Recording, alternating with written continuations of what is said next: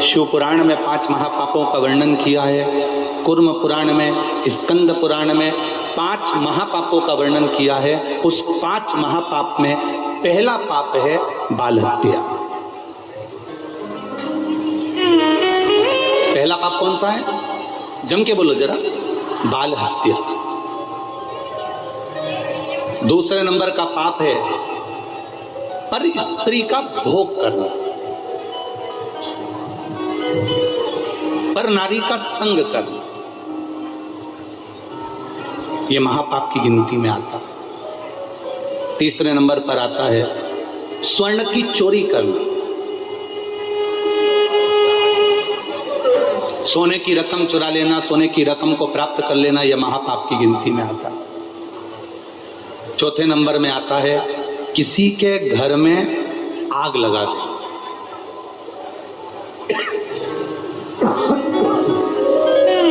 किसी के घर में आग लगा देना, यह महापाप की गिनती में आता है। और 5वें नंबर का होता है किसी के साथ विश्वासघात कर देना, यह महापाप की गिनती में आता है। तो रोग में ग्रसित होना, बहुत रोगीले हो गए ना, बहुत कोई बीमारी ज्यादा हो गई ना, तो शंकर के मंदिर के बना दो। तो इसको जिसको हमको साफ करना है तो और वहां चंदन की एक बिंदी रखकर तो इसको हम बना देना।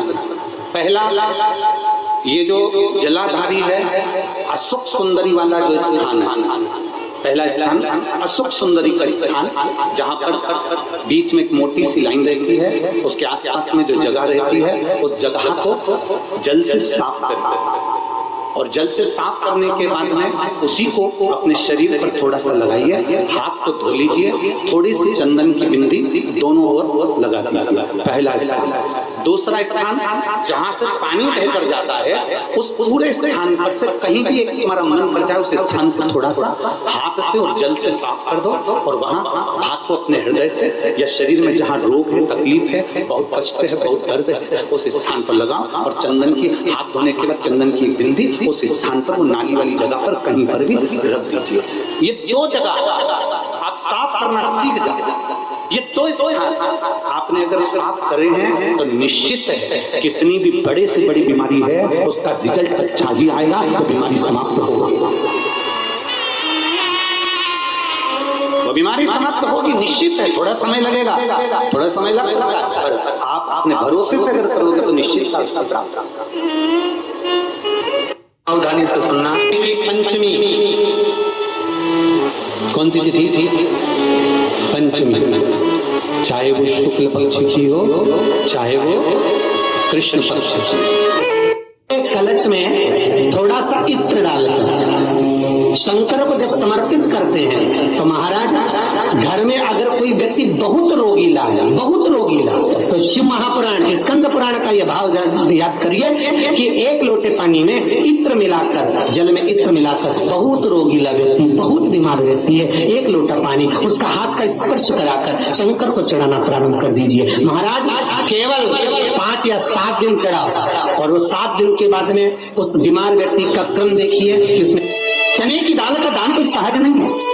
जिस नारी का रजोधर्म के अंतर्गत नारी को जो परेशानियां होती हैं, कोई के 8 दिन पहले, 4 दिन पहले, 3 दिन पहले, कहीं ना कहीं रजोधर्म के अंतर्गत जो बीमारियां होती हैं, उसके लिए महाराज 7 चने की दाल के दाने तुलसी महारानी के सामने कटोरी में रखकर तुलसी के 3 पत्ते उसमें डालकर अपनी मनोकामना कर तुलसी में 3 बार जल छोड़कर वो तुलसी और वो चने की दाल ले जाएं, और उसको धीरे धीरे कर एक कर सुबह शाम दोपहर में उसको खा लीजिए। रजोधर्म से जुड़ी हुई परेशानी समाप्त। तो सहज नहीं है महाराज। चने की दाल को स्वर्ण दान का भी भाव कहा गया।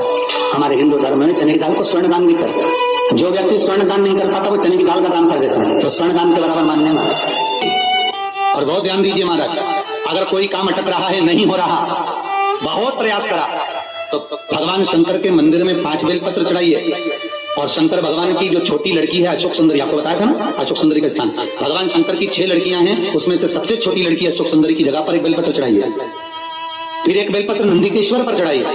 और नंदिकेश्वर पर चढ़ाने के बाद भगवान शंकर के मंदिर के बाहर चौखट पर दिया लगा दीजिए साइड में, और फिर अपने घर पर आ जाइए, आपका कार्य सफल होना प्रारंभ हो जाएगा। लोक का एक देव महादेव एक ऐसे हैं जो जगत में जीव को रोगों से रोग से मुक्ति देने वाले, वो केवल एक शिव है। शास्त्र कह रहा है भगवान शिव ओगड़ी दानी दयालु दातार मेरे शंकर ने लीला रची।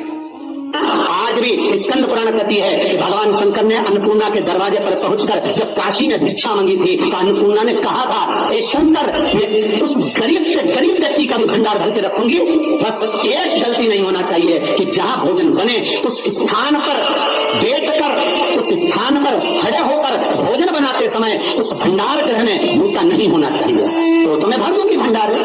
जिस प्लेटफॉर्म पर खड़े होकर माताएं भोजन बनाती, सब्जी बाजारती, वहीं पे हाथ में लेके चख ले, हरिओ जगदम्बा, विचार तो करो। भले तुम भगवान को भोग नहीं लगा रही पर पति तो परमेश्वर है। भले तुम भगवान को भोग नहीं लगा रही पर पति तो परमेश्वर है। पति के लिए कहा परमेश्वर, मतलब भले भगवान की तुमने सेवा नहीं करी, भले अर्चना नहीं करी, भले पूजन नहीं करी, पर पति तो परमेश्वर है। सब में तो वही समय है। घर में जो सास रहती है वो भी तो माँ है, जो पिता रहता है वो भी तो बद्रीनारायण है हमारा। फिर क्यों कर भी बनाना तो भी तुम्हारे घर में स्वाद नहीं रहेगा। और जिस मंदिर में, आश्रम में, भंडारे में जब तक भगवान का भोग नहीं लगता तब तक चखा नहीं जाता, चाहे नमक डला ना डला, मिर्ची डली ना डली, शक्कर डली ना डली, भंडारे के भोजन में जो मिला दिया आखिरी में फिर भगवान ने अगर पा लिया तब चखा गया कि अब भोजन में स्वाद है कि नहीं है। तो कभी अन्नपूर्ति के भंडारे की कद्दू की सब्जी बनती है, उसमें आप भले मिर्ची ना डली, नमक न डला, फिर भी घर में एक पूरी खाते रहोगे, वहां 4 दिन का क्या होगा? क्यों? क्योंकि वहां अन्नपूर्णा स्वयं देने के लिए तैयार खड़ी है। और हमारे घर में तुम चक चक के बना रही, बेटे को दूध भी दे रही तो बोतल में से 2 बूंद टपका के पहले चक ले रही। बाहर चले जाओ, बाहर चक सकते हो, बाहर जाकर पाओ, फिर बच्चे के लिए दूध में शक्कर मिला लो। चाय बनाते हुए गैस के ऊपर चाय रखी है, वहीं उकल रही, वहीं से चाय की चन्नी से लेके फिर चक ली। कैसे आए रे अन्नपूर्णा, ये तो बताओ। लोग कहते हैं हमारे घर में सारा सुख है गुरु जी, अब शांति नहीं है। हमने शांति ना जाने चाहिए क्योंकि किचन में किच किच भरा गई, शांति कहां से होगी? ऐसा किच किच भरा हुआ है। प्रेम, करुणा, वात्सल्यता, स्नेह, समर्पण समाप्त हो गया। तो लड़का और लड़की का विवाह नहीं हो रहा, बहुत हताश हो गए, परेशान हो गए, विवाह संबंध जमी नहीं रहा।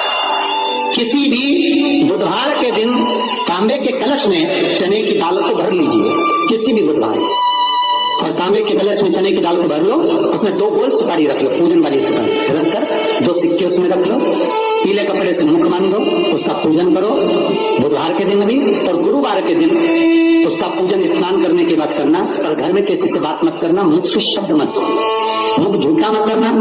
पूजन करने के बाद उल्टे हाथ पर कलश को रखकर सीधे हाथ से ढककर कोई ब्राह्मण के घर में जाकर साथ में किसी को ले जाओ, बिना बोले, बिना बात करे, बिना कहे, साथ जाकर ब्राह्मण का दरवाजा बजा दे, बात कर ले और तुम्हें जाओ, और तुम्हें नहीं बोलना है। और वो कलश ब्राह्मण की अपनी कामना कर वो कलश का दान दे दिया जाए।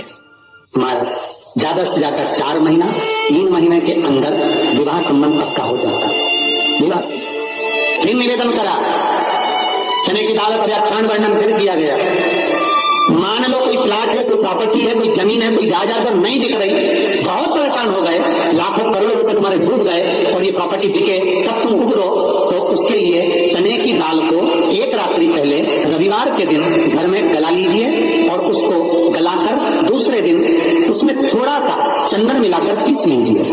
और पीसना आपको मिक्सर में नहीं है, पीसना आपको सिलबट्टे पर, चकोटी पर जो आपके यहाँ उससे उसको पीस लीजिए। और पीसने के बाद उसमें थोड़ा सा दूध मिलाकर शिव मंदिर में जाकर शंकर भगवान के शिवलिंग का सोमवार के दिन लेपन करिए। लेपन कर अपनी कामना कर शिवलिंग पर 3 उंगलियां लगा लीजिए, अपनी कामना कर। जो 3 उंगलियां आपने लगाई है, उंगली हटाते समय चंदन के लेपन को जो लगाया अपने चने की दाल का लेपन, स्वर्ण का लेपन, उसको हम कहते स्वर्ण लेपन, उसको लेकर आ जाइए हमारे, उसको थोड़ा सा लेकर आ जाओ। एक किसी भी फूल में उसको लगाकर जो जमीन, जो प्रॉपर्टी, जो जगह बेचना है वहां पटक दीजिए महाराज, उसके ग्राहक आना चालू हो जाएंगे और वो प्रॉपर्टी शीघ्र दिख जाएगी। अपनी कामना के अनुसार कितने में आपको बेचना, अपने अनुसार। हमारा चने की दाल स्वर्ण दान के बराबर है। चने की दाल तो सहज नहीं समझा जाता, गुरु भक्ति के लिए बहुत मूल्य है। माताएं कई बार पीले गुरुवार करती हैं या केले के पेड़ के नीचे पूजन करती है, तो चने दाल समर्पित करती है। क्यों करती है? उसका भाव है स्वर्ण दान के लिए, वांछित फल की प्राप्ति के लिए, मनोकामना के लिए। जिस जमीन में फसल कम होती हो, जिस जमीन में प्रॉपर्टी के अंतर्गत कहीं लाभ नहीं मिल रहा हो, जो कई लोग जमीन की दलाली का काम करते हैं ना, जमीन में बेच लाते हैं, खरीद लाते हैं, कोई लाभ ही नहीं मिल रहा, कई दिनों निकाल दिए, साल निकाल दिया, कोई लाभ नहीं हुआ, तो निवेदन है शंकर भगवान के मंदिर में शिवलिंग पर 108 चने के दाल समर्पित करो। उस 108 चने की दाल को प्रदोष के दिन शाम के समय समर्पित कर उस दाल को उठाकर लिया, जेब में पीले रुमाल के साथ उसको बांध कर रख लो। किसी प्रॉपर्टी का सौदा कराने जाओ, उसको पटक कर लेकर जाओ, आपके लाभ होना चाहिए, सौदे होने चाहिए, आपको कमीशन मिलना चाहिए। करना आपको है। कोई भी चीज जो भगवान को समर्पित हो रही है, उसमें कोई चीज में सहजता नहीं हो सकती, विषयता का भाव रहता है, उसके अंदर सुख का भाव, सुख का अनुभव रहता है। महाराज ये भी जाने दो, एक और सरल भाषा में जाने, आपका बहुत तेज सिर दर्द हो रहा हो, बहुत तेज हो रहा हो और लग रहा है कि आज तो बहुत तेज सिर दर्द हो रहा है, ये व्यक्तिगत आप तुरंत कर सकते हो ना, घर पर कभी भी कर सकते हो। बहुत सिर दर्द हो रहा है, 7 चने की दाल के दाने लेना 7, और आपके घर में कोई शंकर जी का शिवलिंग हो, उस पर एक एक कर श्री शिवाय नमस्तुभ्यम कहकर चढ़ा देना। 2 मिनट तक शंकर के शिवलिंग को देखना, बिल्कुल दोनों आंखों से, बिल्कुल देखना अच्छे से, और उस चने की दाल को उठा लाना और एक एक कर खाकर आधा गिलास पानी पीकर थोड़ी देर बैठ जाए। टेबलेट खाने की जरूरत नहीं पड़ेगी, ये पक्का सिर दर्द बंद हो जाएगा। टेबलेट श्वास होना चाहिए। फिर निवेदन करूंगा, विश्वास का पहला शब्द विश्व और दूसरा शब्द आस। तो विश्व को त्याग कर आस लगाकर शिव के चरणारिंद में, भगवान के चरणों में देख। चने की दाल श्री हनुमान जी महाराज को भी स्मरण कराती है, महाराज को भी चने की दाल चढ़ती है, चने की दाल का लड्डू चढ़ता है। हनुमान जी महाराज और राम जी महाराज, शंकर जी, गुरुदेव बृहस्पति जी, जब आपके दिल को बहुत दुख, हृदय रोए, मन कर रहा है कि आज सबने धोखा दे दिया, बहुत तकलीफ दे दी, दिल टूट गया, मन टूट गया, बहुत हताश हो गए, बहुत परेशान हो गए, और आज मन रो रहा है, कुछ मत करो, एक काम करो, बस केवल एक काम, आंवला हो, बड़ हो, पीपल हो, कोई भी एक वृक्ष के नीचे बैठकर एक पत्थर रखकर सामने छोटा सा, उस पर जल चढ़ाकर एक घी का दिया सामने लगा दो और थोड़ी देर बैठकर भगवान शंकर का स्मरण करो। थोड़ी देर, आपको जितना आपको गम मिला है, दुख मिला है, तकलीफ मिली है, थोड़ी देर, मात्र 5-7 मिनट भी बहुत है। आप घर आओगे ना तो आपको खुशी का स्मरण होगा, तो दुख चला जाएगा। मन में तो दुख है वो थोड़ा कम होता है, हृदय चित्त में परमात्मा शिव सुख प्रदान करे। अकाल मृत्यु हो मरे जो काम करे चंडाल का, काल उसका क्या बिगाड़े जो भक्त हो महा काल का। शिव का स्मरण करा दो, आनंद की अनुभूति